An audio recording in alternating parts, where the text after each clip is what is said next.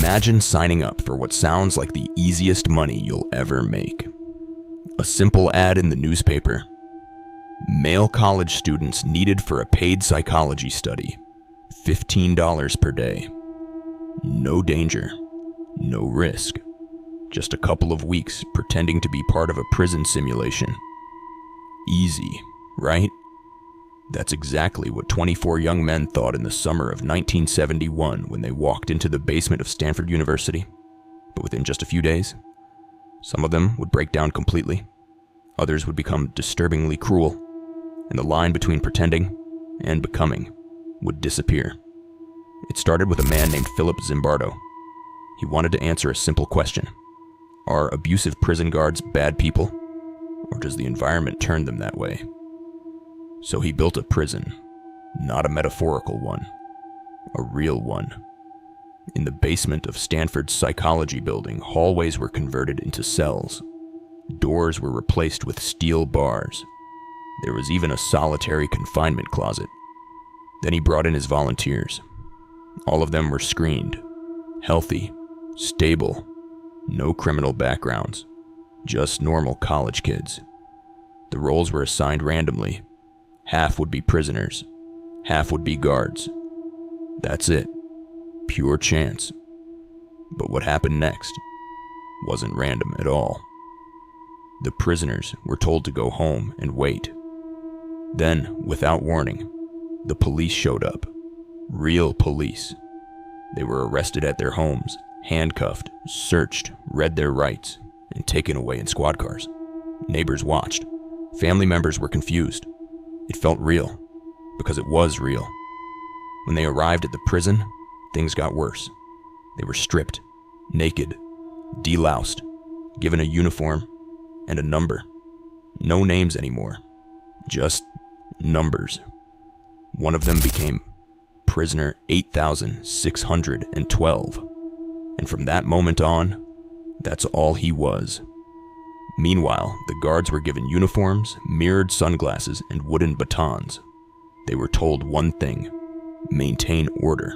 No physical violence allowed. That was the only rule. At first, everything was almost awkward.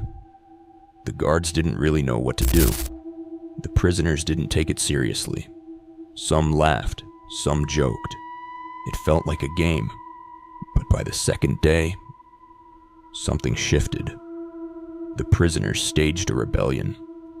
They barricaded their cell doors with their beds. They refused orders. They shouted at the guards, and the guards snapped.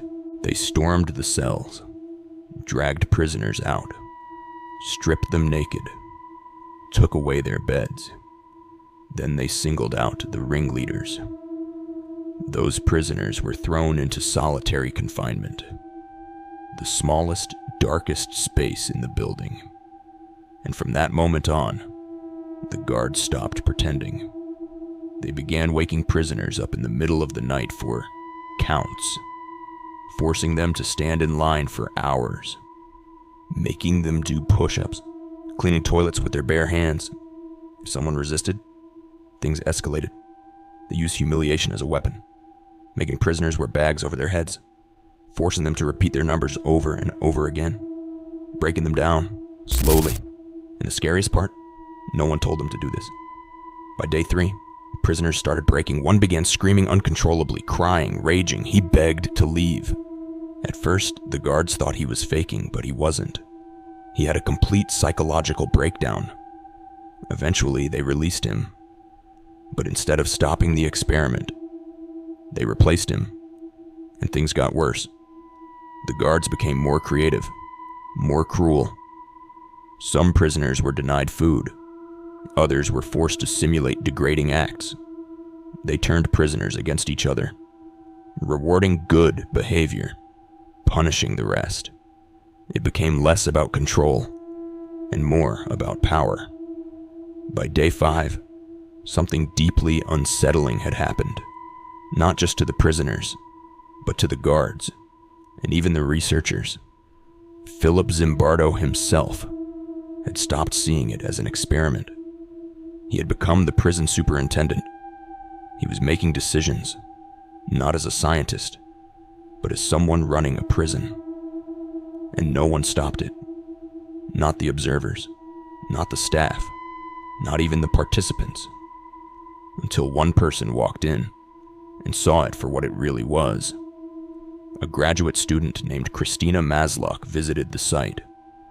She watched as prisoners were blindfolded, chained together, and marched down the hallway. She saw the guards yelling at them, degrading them, treating them like they weren't even human, and she was horrified. She confronted Zimbardo, not as a colleague, but as a human being. She asked him, "What are you doing to these boys?" That question snapped him out of it.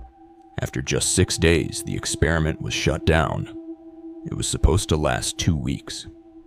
Half the participants showed signs of emotional trauma. Some prisoners begged to stay because they had become psychologically dependent. The guards?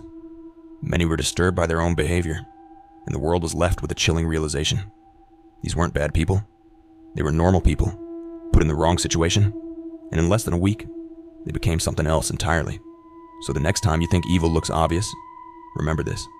Sometimes it doesn't look like evil at all. Sometimes it looks like you.